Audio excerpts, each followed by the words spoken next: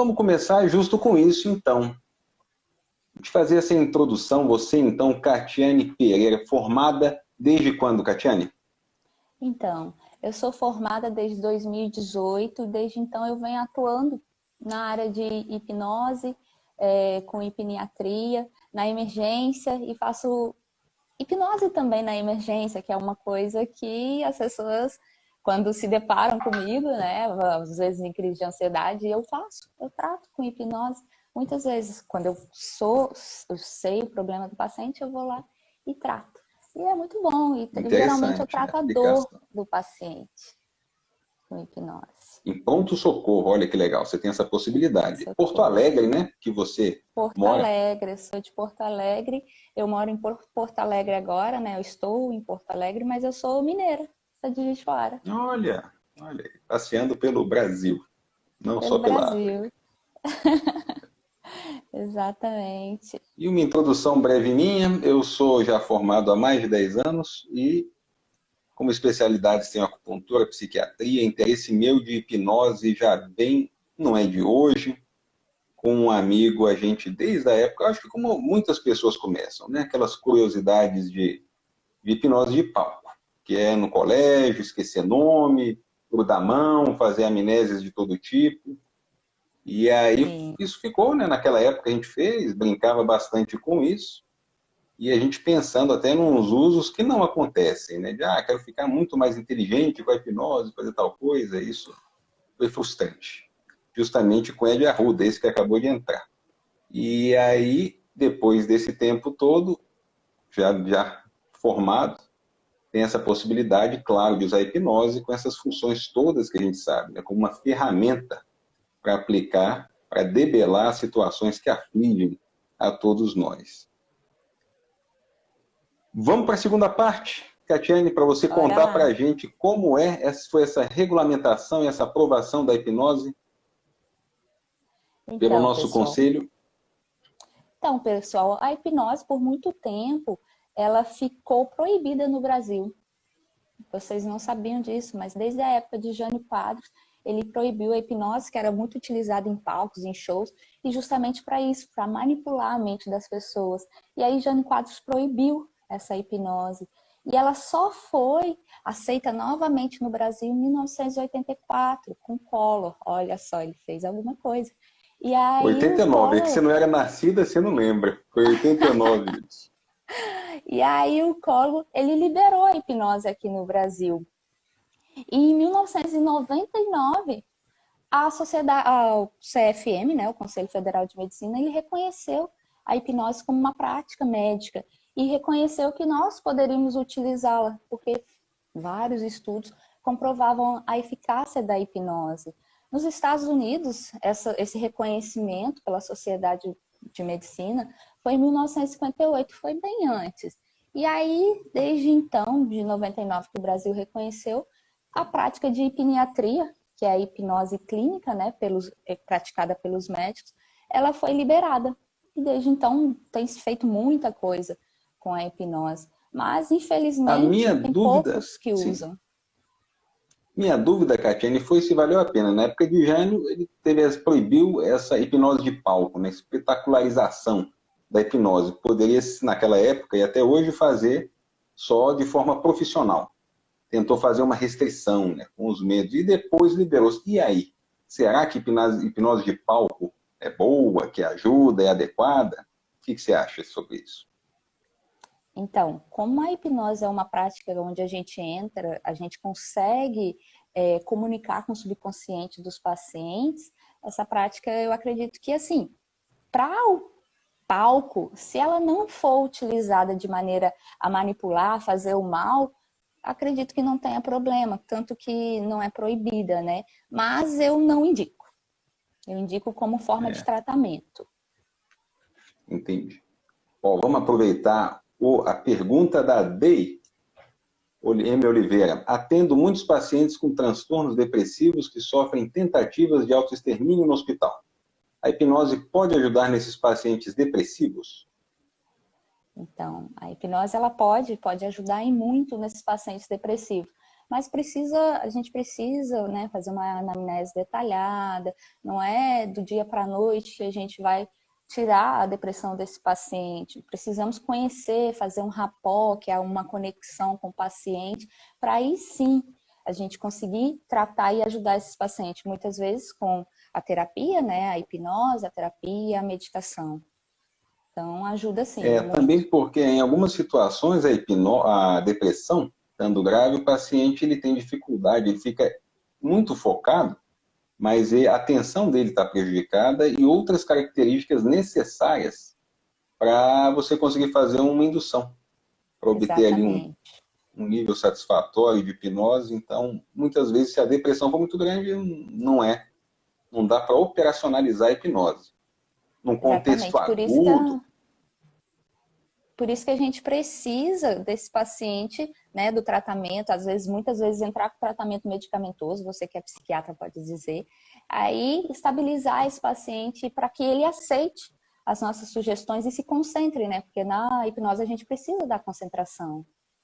perfeito. Da mesma forma que um paciente hipermedicado, no momento ainda de estabilização de medicação, também não dá, né? Paciente dopadão, com medicação de para sono ou antipsicótico, não vai ter sucesso. Também vai estar ali com essas características de atenção muito prejudicadas para conseguir dar certo. Exatamente. Para a gente entrar nesse assunto, né, da hipnose, como a hipnose trata, gostaria de falar um pouquinho do que é a hipnose, né? Porque muita gente não conhece a hipnose, eles não sabem o que é e tem essa visão de show de palco, né, de manipulação, de contar os segredos, e o que não é verdade, né? Na hipnose, você tem várias definições que passam por várias pessoas. Por exemplo, James Strip, ele determinava que a hipnose é o uso da linguagem para modificar a nossa realidade. Erickson, que é a linha que eu sigo, fala que a hipnose é um estado altamente focado de atenção. Então, todos nós conseguimos entrar nesse estado altamente focado de atenção, que é quando nós estamos relaxados no trabalho, quando estamos altamente concentrados, quando a gente modifica o nosso estado. Então, isso é hipnose, é um estado natural, todos nós alcançamos. O hipnoterapeuta, ele só faz com que você acesse esse estado mais rapidamente e direcionado. O conceito de hipnose ele é bastante amplo. Aqui, ó, tem Sim. diversos conceitos, né, mas esse aqui eu anotei que é interessante, que foi o que subsidiou, né, amparou também alguns processos consulta do CFM, e fala assim, ó, estado de estreitamento de consciência provocado artificialmente, que é parecido com o sono, mas que se distingue fisiologicamente pelo aparecimento de uma série de fenômenos espontâneos ou decorrentes de estímulos verbais ou de outra natureza. Sim, se você for ver ressonância nuclear magnética, no momento das pessoas que estão submetidas em transe, muda. Ela faz com que regiões do cérebro mudem. É um estado onde você não percebe, isso é hipnose num estágio profundo, onde você tem uma dificuldade, impossibilidade de distinguir o real do onírico. Então, a gente pode até imaginar aquela situação que você acorda de um sonho, e você ainda está achando que é realidade, por mais absurdo que pareça, minutos depois, naquele momento, aquela realidade faz sentido. Então, a hipnose, nessa alteração de nível de consciência, você consegue acessar informações que estão no inconsciente muitas das vezes, ou fazer uma modificação do cenário, e com isso provocar uma extinção de dor, mudança, que é vista por ressonância, isso naturalmente em pesquisa, que sim, a área de dor para de ficar ativada. Da mesma forma, o inverso, se você fala para o paciente ter dor numa sugestão, a área se inflama no cérebro, mesmo a pessoa sem um estímulo doloroso, sem um estímulo está sendo feito naquele momento, o que indica que não é uma encenação, o cérebro sente aquilo. Sim, inclusive um estudo de 2018 mostrou isso, e mostrou também que quando a pessoa está em estado relaxado, né, em estado de hipnose, de transe hipnótico, ela desativa a áreas de concentração, de autoconcentração, de consciência, que é o giro frontal, anterior, e o pré-frontal lateral. E aí a pessoa não fica tão focada no externo e ela fica focada no interno. Então, ela volta a consciência dela para o interior dela, para o subconsciente que a gente chama, né? Tem gente que chama de subconsciente, tem gente que chama de inconsciente. Eu gosto de chamar de subconsciente, porque no inconsciente eu acredito que é mais as alterações fisiológicas, como respirar, piscar, essas coisas. No subconsciente, não. São os locais onde está a nossa emoção, as nossas vivências, as nossas representações internas. E aí, esse subconsciente a gente consegue acessar através do transe hipnótico. E aí, lá, na ressonância, nos estudos, mostrou que também o sistema límbico é ativado, a íngula, ela é ativada e tem a ínsula, o símbolo também, o giro do símbolo. Exatamente. E você faz a hipnose ericksoniana. ericksoniana. Como é que é a hipnose ericksoniana? Me conta. Então, a hipnose ericksoniana, ela é um uso da linguagem de uma forma indireta, porque nós temos também a de Dave Elman, que é considerada a hipnose clássica. Na hipnose clássica, a gente tem as sugestões diretas, que é durma, feche os olhos, faça isso, faça aquilo. Na ericksoniana, não. Na ericksoniana é uma linguagem mais indireta. Você conta uma metáfora, você induz o paciente a um transe mais profundo, mas através de metáforas, não através de ordens. E as sugestões, elas também são metafóricas, a partir da vivência do paciente. Por isso que a gente tem que conhecer o paciente, a gente tem que fazer um rapport e uma boa anamnese com esse paciente, porque se o paciente não confia no terapeuta e o paciente também, você não tem a história desse paciente de vida, no que ele acredita, para integrar ali na sua metáfora, não é efetiva, muitas vezes não funciona por causa disso, porque o paciente no subconsciente, quando ele está em transe hipnótico, ele responde aquilo que ele quer responder. Você não manipula, você não tem o controle sobre a mente desse paciente. Tanto que eu estava fazendo uma hipnose com o paciente e aí eu fiz uma sugestão para ele e ele não começou a contar. Por quê? Porque eu dei uma ordem, eu pedi ele para contar. E aí, no momento que eu falei, quando você quiser contar, aí sim ele começou a contar, porque ele não é uma pessoa que obedece ordens, entendeu? Ele é uma pessoa que gosta de dar ordens. Então, quando ele se sentiu sendo uma outra pessoa dando ordem para ele, sendo como se manipulado, vamos dizer assim, ele resistiu. E aí, quando eu fiz uma outra sugestão, ele aceitou. Então, ele tem que aceitar. Na ericksoniana, então, usam espécies de metáforas, né? Ela tem... O Erickson era psiquiatra e psicólogo, né? Exatamente. A influência dele foi pela psicologia humanista e também muita influência da PNL, né? Programação Neurolinguística. Dá um exemplo aí de sugestão via Erickson, nos moldes dele. Por exemplo, a pessoa tem lá um problema com uma namorada. Um problema que ele acha que ele não merece aquela namorada que ele tem. Como seria uma abordagem? Por exemplo, ele teria que saber o porquê ele não merece, por que ele se sente assim, e se ele já, outras situações da vida, ele se sente amado, ele se sente merecedor de alguma coisa, porque todo mundo já se sentiu merecedor de alguma coisa, né? Então, ele pega a história desse paciente, conta o início do namoro, conta como foi bom conhecer a namorada, como ele se sentiu naquela época, como ele se sentiu merecedor naquela época. E depois, ele integra isso a quando ele, em outra situação, ele se sente merecedor dessas situações. E aí a metáfora se dá a partir daí, né? Não tem uma fórmula de bolo.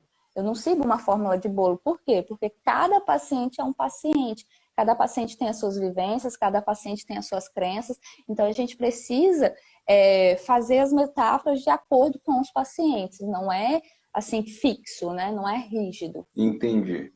Bem personalizado, né? Então, o objetivo Exatamente. seria fazer um desbloqueio, né? Entendendo ali com o que você fala que é o pré-tal, que é o caso da anamnese toda, né? Para você saber onde foi que deu a obstrução, por que ele tem isso. Né? Muitas vezes em momentos outros, né? A pessoa pode ter tido uma alteração que faz com que hoje tenha essa alteração de autoestima. Né? Então, a hipnose, Exatamente. ela é uma ferramenta, na verdade, né? Para chegar lá. Por isso que pessoas aí sem um conhecimento mínimo de psicoterapias ou de formas de funcionamento de cérebro, usando a ferramenta que é a hipnose, vão conseguir alguns resultados que muitas vezes não se sustentam, porque pelos fenômenos impressiona muito. Né? Qualquer pessoa, a técnica de hipnose ela é simples, fácil para aprender.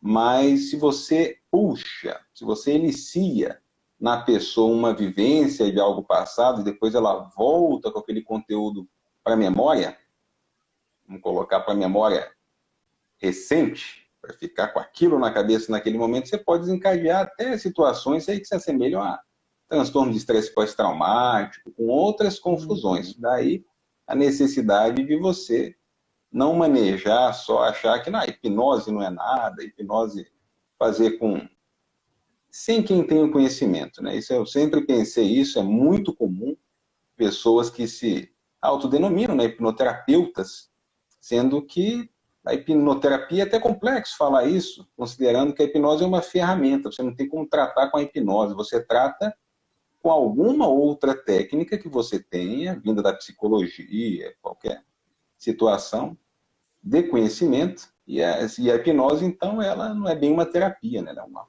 ferramenta. É assim que eu considero. Eu também Não só eu. considero uma ferramenta coadjuvante, né? Ela tem que ser usada junto com outras ferramentas. E muitas vezes a gente tem que ver se a depressão, a ansiedade não tem alguma coisa orgânica por trás, né? Um transtorno de tireoide, alguma coisa assim. Então, não pode ser só utilizada a hipnose por ela mesma, só por ela. Então, a gente precisa de outras coisas e conhecer amplamente o paciente para poder utilizar a hipnose. Porque, vamos Para não supor, para mascarar, tirar né? uma dor, exatamente, para tirar uma dor do paciente, você faz, qualquer pessoa consegue tirar uma dor do paciente, até ele mesmo em auto-hipnose, ele consegue tirar a dor dele. Porém, você precisa saber se essa dor tem uma causa orgânica, uma causa por trás dela. Porque muitas vezes você tira a dor, então o paciente para de se preocupar com a dor, porque a dor é um mecanismo de defesa. Então você precisa da dor, muitas vezes, para tomar uma ação, né? Para agir. E quando você tira a dor, você deixa de se preocupar com ela e você para de procurar a causa daquela dor. Então, eu faço a hipnose, né? Quando eu tenho certeza que aquilo ali é crônico, que tem uma alteração estrutural, mas é uma alteração estrutural que não tem mais o que a gente fazer, entendeu? Não tem uma lesão de órgão aguda, por exemplo, uma dor abdominal, que pode significar uma apendicite. Então, não vou tirar essa dor. Essa dor, ela precisa estar ali, entendeu? Tem que ter uma Então, tem que conhecer o investigação. paciente. E lembrando aos nossos visualizadores que eles podem fazer perguntas, porque as Tem uma perguntas vão pergunta aqui enriquecer o nosso debate. do Instituto OCB. A hipnose pode ser comparada a copyright, técnica de comunicação persuasiva. Bom, na técnica de comunicação persuasiva, você induz o paciente a fazer aquilo que ele quer, né? Muitas vezes sem a vontade dele. Eu não conheço muito essa técnica. Eu posso dizer que na hipnose nós sugerimos ao paciente fazer aquilo que ele quer, entendeu? Tá ali dentro dele, ele sabe o que ele tem que fazer. Na hipnose ericksoniana, a gente deixa aberto e o paciente encontra o que ele tem que fazer, o que ele precisa achar dentro dele para dar a resposta. Por isso que na hipnose ericksoniana é indireta. Eu não mando ele fazer nada, ele mesmo acha a solução dentro dele. Por isso que ele precisa aceitar. senão não funciona. Tudo bem. Pergunta da Dai M. Oliveira. A hipnose já é procedimento pelo SUS? Olha, nacionalmente eu não tenho conhecimento, mas, a princípio, não. Ela fica muito restrita, né? Você tem que codificar, então você pode achar até psicólogo, médico que faça um consultório, adjuvante à especialidade que ele atende, mas padronizado, creio que não. Não tem. Pelo SUS não tem, mas tem um grupo no Sul que já está fazendo a hipnose na estratégia de saúde da família. Mas é um estudo, é muito pequeno, mas já está sendo utilizado. Legal. Princípios da hipnose. Dr. Denison, que é o Denison, né? Especifica um pouco mais a pergunta para a gente saber os princípios da hipnose fisiológicos que você quer, você gostaria do histórico um pouco. Deusdete de Paula perguntou se a hipnose clínica é aconselhada em casos de toque e depressão. Sim, a hipnose é aconselhada no caso de toque e depressão, mas como eu falei, nós temos que conhecer o paciente, saber o porquê ele tem medo, o toque. Muitas vezes, como é um comportamento aprendido, né? Então nós temos que ressignificar esse comportamento, tirar aquela vivência daquele paciente, o porquê ele tem aquele toque, né? Muitas vezes é mania de limpeza, outras vezes é medo excessivo. Então, nós temos que conhecer. E aí, a partir das sugestões, ele ressignifica aquilo e começa a produzir outro comportamento. Então, podemos sim tratar o toque e a depressão, mas conhecendo o paciente sempre, gente. Isso, com as gradações. A depressão leve pode ser bem tratada, né? Adjuvante ao toque. Algumas situações de toque tem indicação até de neurocirurgia, quando o toque é gravíssimo. Então, depende. aí tem que observar também, a medicação.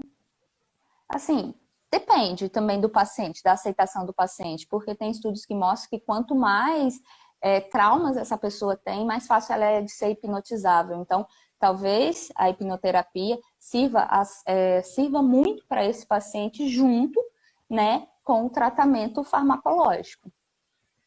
Entendi. Agora, eu acho que eu entendi um pouco mais o que o Dr. Denilson falou sobre os princípios, né, que ele falou aí da comunicação persuasiva, que você já citou. Os princípios da hipnose, né, o primeiro médico a fazer hipnose, morto em 1815, foi o Mesmer. Então, tem toda essa ilustração do magnetismo.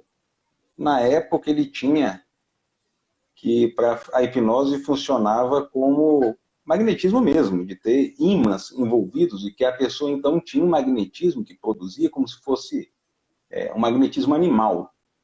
Era uma teoria interessante, claro, né, mas ele propalava como se verdade fosse. E isso lembra, sim, a persuasão. Né? A persuasão, ela com o magnetismo, a gente pode imaginar uma pessoa persuasiva, ela atrai pessoas, conversa. Que no curso da hipnose, de uma indução, sim, se a pessoa se recusa, se não há o rapport que já foi citado, se a pessoa não quer ser hipnotizada, não será. Então, sim, magnetismo, persuasão fazem parte da autoridade ali do hipnólogo, do hipnotista, do hipnoterapeuta. Ed Arruda pergunta, conhece a Omni? Essa eu vou deixar para você. Conheço a Omni, mas eu não fiz o curso deles, então eu realmente não sei. Eles seguem Dave Elman, então eu sigo uma linha diferente. E aí eu fiz o do Lucas Naves e é bem diferente. Vou só aproveitar para falar sobre a divisão. E não há bem uma divisão, né, o que é hipnose? Tem esse, naturalmente que isso já vem evoluindo desde sempre, de Mesmer, evoluiu ali para Braid, Charcot, que foi que escreveu bastante, sistematizou. Aliás, foi uma pergunta que quem fez foi o psicólogo Marlon, já aproveito para responder. Ele perguntando sobre Charcot com Freud, né? Conheceram-se, né? O Charcot deu aulas para Freud, então escola de Salpêtrière, ou Salpêtrière, na França, que ele até alterou. Ele era neurologista e fez mudanças lá, voltando também para o estudo de hipnose. E me esqueci o que eu estava falando antes. Assim, do Dave Elman. De Charcot. E aí só para falar desses retornos, então toda a evolução da hipnose, só dando uma puladinha para trás, já tem registro em Egito, Grécia, passou para Roma, então até em China, né, com a medicina chinesa antiga, que ainda preserva muita coisa, já há registros, né, que ela foi uma das duas civilizações que manteve registro médico, né, registro da sua história, e na chinesa já tinha alguns tratamentos que lembram a hipnose, posição de mãos e outras coisas. Dave Elman é um personagem bastante recente e que não acrescentou. Apesar de muita publicidade haver, ele não acrescentou. Ele tem muito, ao meu ver, é pura publicidade. Ele não é uma linha de hipnose, nem teve a indução de Dave Elman, não traz nenhuma novidade, porque já era hipnose antes dele. Por isso que, quando se diferencia a hipnose clássica, até para de Erickson, né, que ele fez, escreveu bastante coisa, né, morreu nos anos 80, né? Aí tem material, mas não tem. Ó, uma pergunta aqui da The Cases. A hipnose tem me ajudado no meu emagrecimento. Qual a probabilidade de voltar a engordar depois que chegar ao meu objetivo?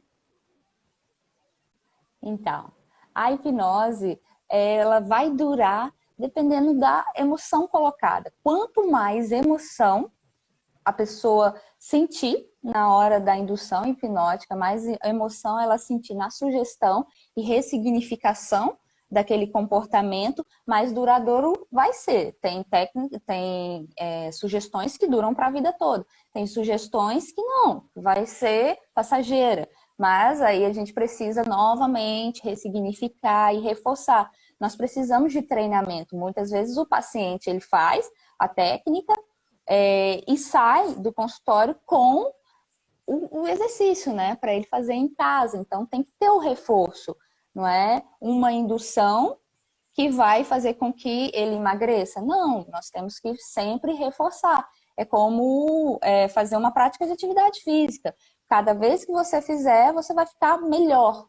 E a hipnose também, né? O transe hipnótico, ele é conseguido com isso. Na primeira vez que você entra em transe hipnótico, vai ser difícil. Porque muitas vezes o paciente ele é resistente, ele tem medo, e aí ele não consegue muito se concentrar. Mas aí na segunda vez que ele vai fazer, ele aprende, ele já sabe, então ele já tem o treino, e aí fica mais fácil fazer com que esse paciente entre em transe hipnótico. Por falar nisso, tem algumas situações que a gente tem que aprofundar o transe, tem algumas situações que é um transe mais leve, e aí tem alguns níveis de transe hipnótico. Você me falou que usa mais o nível profundo, né? Então, o que a gente observa é que, sim, para ficar uma sugestão pós-hipnótica, mais duradoura, a pessoa tem que apresentar aqueles sinais mais aprofundados, né? A hipnose estando mais leve, você sim consegue, como fosse uma espécie de uma terapia, a pessoa com rebaixamento, com uma alteração de nível de consciência, ela está mais propensa a ouvir algumas sugestões, alterar comportamentos, mas para ver aquilo que a gente vê bem em palco, tem que estar num nível mais aprofundado. Senão a sugestão ela fica e não adianta, né? Não pega. E lembra até já, a gente já pode ir para nosso roteirinho de pergunta, Catiane. Você falou de emagrecer, né? Que houve uma pergunta, falando sobre como a hipnose me ajuda a emagrecer. E tem uma outra aqui, a hipnose ajuda a parar de fumar? Ajuda sim, pode ajudar muito a parar de fumar. Dependemos de agir, né, nos comportamentos. Por quê? Porque fumar é um comportamento, é uma condição que a pessoa ela vai responder a alguns estímulos. Por exemplo, ela bebe café, ela fuma, ela almoça, ela fuma. Então, o que a gente coloca? A gente ressignifica isso, ressignifica esses momentos para ela e também trata a ansiedade dela, né, ou a depressão, porque são comportamentos. Então, em cada comportamento, a gente coloca outro no lugar. Por exemplo, a gente usa âncoras. Toda vez que você tomar café, você bebe um copo d'água, por exemplo, para mudar esse comportamento. E aí, você dá uma sugestão também de toda vez que você toma café, você bebe água e fica muito satisfeito, sem vontade de fumar. E aí a pessoa entende isso, o subconsciente entende e automaticamente ele começa a agir para. Mas é preciso algumas sessões. Por quê? Porque são vários gatilhos que desencadeiam isso, são vários comportamentos. É preciso você ressignificar cada comportamento para que a pessoa pare de fumar. Deusdete perguntou aqui, ó, com a hipnose é possível voltar em algum momento específico, sentir as mesmas coisas da lembrança ou é puramente ficção? Deusdete, isso varia de pessoa para pessoa, temos aí um percentual, é difícil de estimar, pesquisas e tudo, mas tem aí, estima-se que 10%, né, das pessoas consigam atingir níveis onde é possível você explorar e ocasionar o que é a hipermnésia, de fazer uma lembrança aumentada de alguma situação. Mas muitas vezes a pessoa não tem uma lembrança real, é uma lembrança, entre aspas, aí, porque não seria uma lembrança, né? É inventada. Mas, de qualquer forma, isso pode ter um valor terapêutico, a lembrança. Mas assim... Não é assim, Catiane? Não necessariamente. Muitas vezes a pessoa ela vai criar ali dentro dela as vivências dela, a concepção de realidade. Porque o que é realidade, né? A minha realidade é diferente da sua, apesar da gente estar vivendo o mesmo momento. São as nossas representações internas. E aí, essas representações internas nada mais é do que uma representação de um todo.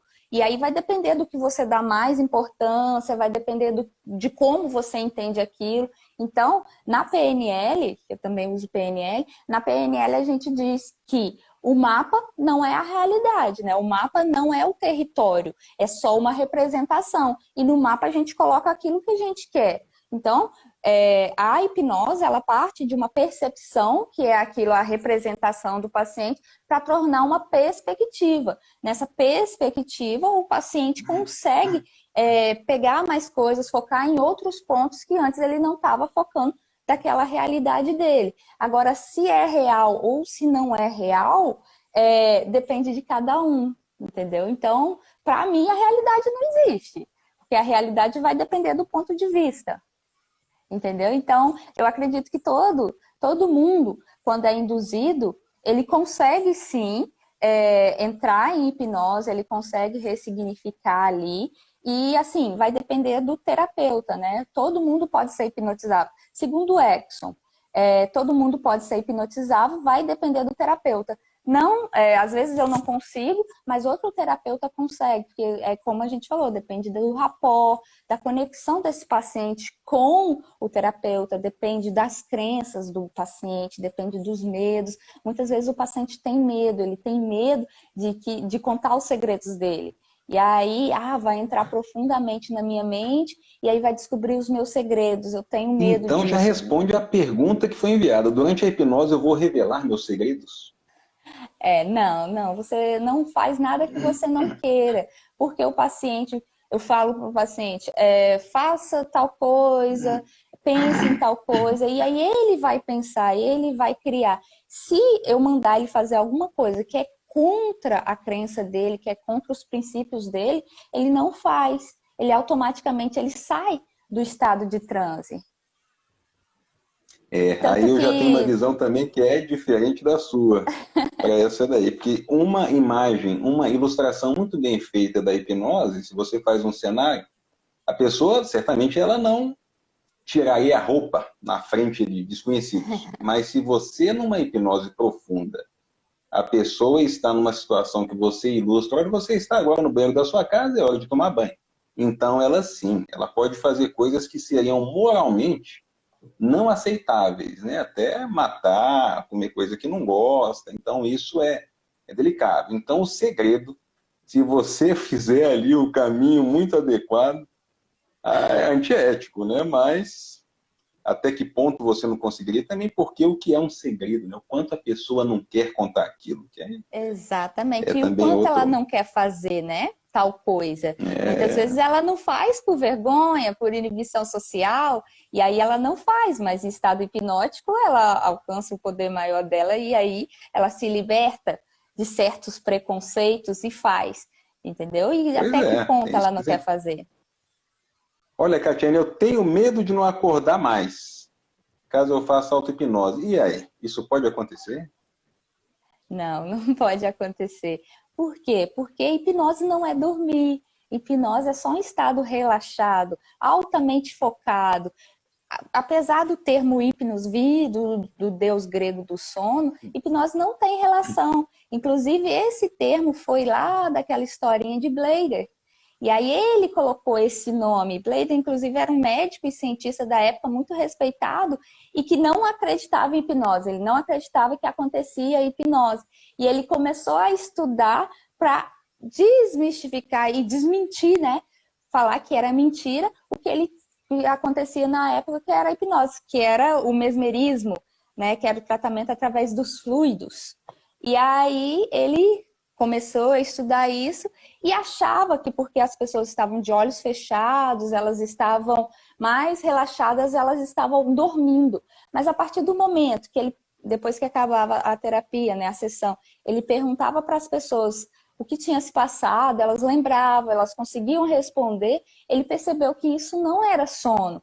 E aí depois, logo depois de um tempo, ele mesmo retificou isso, mas aí o termo hipnose já tinha sido aceito e não conseguiu modificar. Então, hipnose não é sono. Se você entrar em auto-hipnose, o máximo que vai acontecer é você dormir. Depois, no outro dia, você vai acordar, ou daí algumas horas você vai acordar. Então, não tem esse perigo.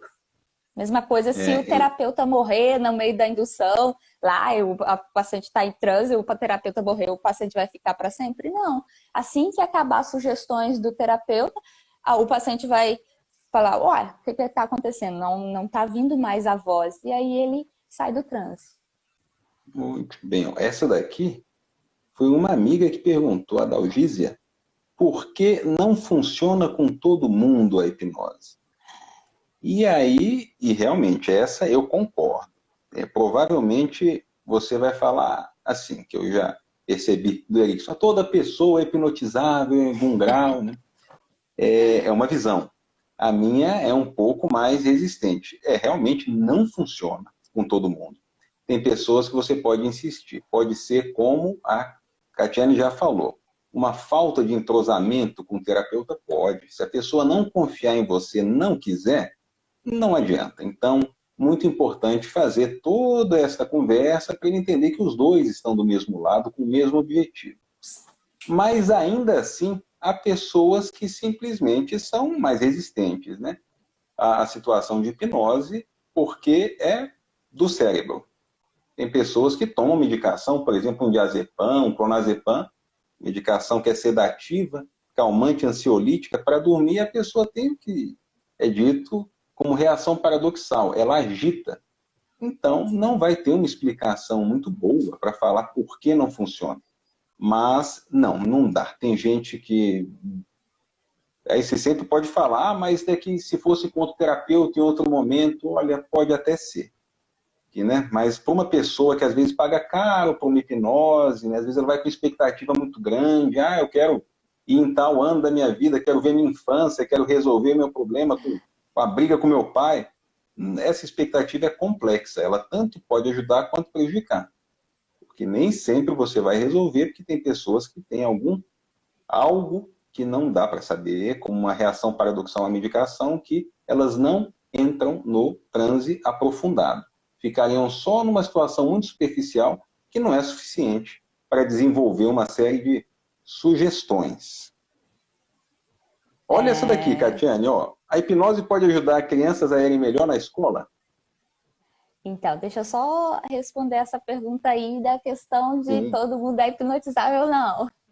Então, eu acredito que todos somos, tá? Porque a hipnose é um estado natural, todo mundo entra em concentração, todo mundo consegue focar em apenas uma coisa. Toda vez que você está focado em uma coisa e esquece o mundo exterior, você está em hipnose. E aí vai depender, sim, vai depender do paciente, depende da genética. Geralmente, pacientes que têm pais que são difíceis de hipnotizar também vão ser difíceis de hipnotizar.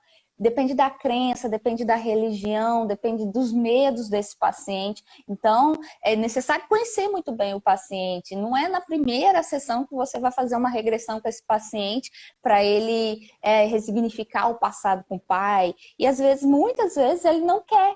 Muitas vezes tem algumas situações que o paciente ele tem um ganho secundário, então ele não quer ressignificar. Ele pode achar que quer, mas ele não quer. Por quê? Porque quando ele tem um ganho secundário, ele não quer perder aquilo. Inconscientemente, ele ganha alguma coisa. E aí, ele está vivendo bem com aquilo. E aí, realmente, esse paciente não vai ser hipnotizável. E também depende do treinamento. Quanto mais o paciente ele treina entrar em estado de transe hipnótico, mais profundo esse paciente entra em transe hipnótico. Na primeira vez, ele vai entrar num transe hipnótico mais superficial, depois, ao longo que você vai trabalhando com esse paciente, o transe hipnótico vai aprofundando. E aí, todos os pacientes, no meu ponto de vista e para muitos outros, são hipnotizáveis. Perfeito. Agora já indo, talvez para a última pergunta aqui. Olha aqui, Mariana Tenedini, essa daqui é especial. A pessoa só entra em transe a partir das sugestões ou ela pode entrar a partir da visualização de uma imagem ou situação? Existia no... Tem... Pode falar. Não pode responder, Cláudia. Eu complemento você. Tá bom, então. Então, como eu falei, na hipnose ericksoniana, nós damos induções indiretas. Então, podemos fazer uma imagem, criar uma imagem ou um estímulo auditivo, porque vai depender do paciente também. Na PNL, nós usamos o que o paciente é mais relacionado. Tem gente que é mais visual, tem gente que é mais auditivo, tem gente que é mais sensitivo. Então, quando você usa uma técnica que você fala, imagine, e aí o paciente, ele não é de imaginar, ele é de ver, ele é de sentir, e aí não funciona. Aí você tem que perceber, porque na técnica ericksoniana é perceber e conduzir, perceber e conduzir. Quando você percebe que esse paciente não está aceitando, você cria uma imagem. Você pede ele para criar uma imagem, um momento, ver aquele momento, e aí depois você coloca sentimentos, coloca audição, que na PNL são as submodalidades. E aí esse paciente consegue entrar em transe, consegue. Inclusive, nas sugestões a gente usa tudo isso. Audição, a visão, o sentimento. E a sugestão, ela como tem emoção, fica duradoura. Aqui eu pensei duas possibilidades da pergunta da Mariana. Ela falou, pode entrar a partir da visualização de uma imagem? Às vezes é com algum receio. Está andando na rua, vê uma imagem fantástica, uma imagem mágica, e a pessoa, cair, ele fica estuporada em uma situação. Não pode acontecer, isso não tem relato, não tem nada descrito que eu saiba, a menos que você tenha feito nesta pessoa uma sugestão previamente, que depois tem força de funcionar pós-hipnoticamente. Então, isso que a Tiane já falou algumas vezes já, de você ter uma necessidade, muitas vezes, de ter várias sessões de hipnose para a pessoa aprofundar no estado e assim ter uma melhor resposta às sugestões, faz com que você tenha ali, depois de um tempo, pessoas que só você falar qualquer sílaba previamente configurada com esse objetivo faz com que a pessoa caia em hipnose. Pode ser um som abrupto, também são técnicas de hipnose, não são mais primitivas, mas que já foi tentado e se faz também, que é barulho abrupto. Chacoalhar o corpo da pessoa abruptamente, dar um grito, e aí a pessoa também pode entrar num estado hipnótico, mas a tendência é isso funcionar também com quem já foi feita a sensibilização prévia com outras sugestões. Catiane, nos aproximando do final, o que você gostaria de dizer? Dá tempo de responder ainda alguma pergunta. O Exley falou o seguinte, um paciente tratado pela hipnose pode voltar ao quadro original do tratamento? Não entendi. Ao quadro origem do tratamento. Eu acho que, vamos supor, se ele está com uma depressão, se ele pode voltar a ter a mesma depressão, né? Ele pode sim voltar, porque, né, são comportamentos, problemas mentais, problemas da mente. E aí várias coisas podem desencadear de novo esses problemas. E aí pode sim. Então, precisamos trabalhar. É como eu falei, treinamento, treinamento, treinamento. Ressignificar sempre. E assim, o paciente vai ficar para a vida toda fazendo hipnose ou fazendo terapia? Não, ele não vai ficar. À medida que a gente vê que o paciente ele já consegue controlar os seus sentimentos, as suas emoções, já consegue controlar os seus sintomas, a gente libera esse paciente. E aí, quando ele acha necessário, ele volta. Não vai ficar para sempre, não, porque a hipnose é uma técnica para ser usada para ser rápida, tratamento rápido, junto com outras técnicas. Então, não vai ser um tratamento para a vida toda. É igual medicação. Medicação também, o nosso intuito não é que o paciente fique com as medicações para a vida toda, é que dê o empoderamento para esse paciente, o estado necessário para que ele consiga ele mesmo sair da situação, controlar os seus sintomas. Então, não, a hipnose não trabalha para a vida toda, é para empoderar o paciente. E suas considerações finais em Porto Alegre, teve até ciclone ontem, me conta. Então, gente, eu quero agradecer a todo mundo que participou da live, muito obrigada. Eu sou muito grata pelo seu convite, Cláudio, e assim, o meu objetivo de vida é ajudar as pessoas. Eu entrei fazendo hipnose para quê? Para tratar a dor, porque quando eu tratava uma paciente de dor, ela tinha uma dor crônica devido a um CA de mama, um câncer de mama, e as medicações não faziam mais efeitos. Ela tomava morfina, ela tomava codeína, ela tomava remédios, amitriptilina também, que era o que dava pelo SUS lá na época, e aí não, nada controlava a dor dela. E a partir do momento que eu vi que só as medicações não eram suficientes, eu comecei a procurar outras alternativas de tratamento. E foi aí que eu comecei a fazer a hipnose com os pacientes e com muito resultado, graças a Deus. E assim, toda vez que eu faço uma técnica de hipnose, eu vejo a transformação do paciente, porque é bem rápida. Esse paciente, ele sente, ele muda o olhar, ele muda o comportamento, o jeito de se posicionar, é na hora. Então, é muito gratificante você poder ajudar uma pessoa, além das outras possibilidades que a medicina me oferece. Perfeitamente, é isso, é uma ferramenta valiosíssima. Muito bem. Junono aí entrando, acenando. Entrando uma hora dessa, né, Junono? Entrando na hora de ouvir, que eu também agradeço bastante aí a audiência qualificada, com boas perguntas. Gostou do tema Costurice da Lu? Costurices da Lu? Achando o tema bom, porque é um tema que envolve. A gente abordou alguns aspectos, mas indubitavelmente é inesgotável.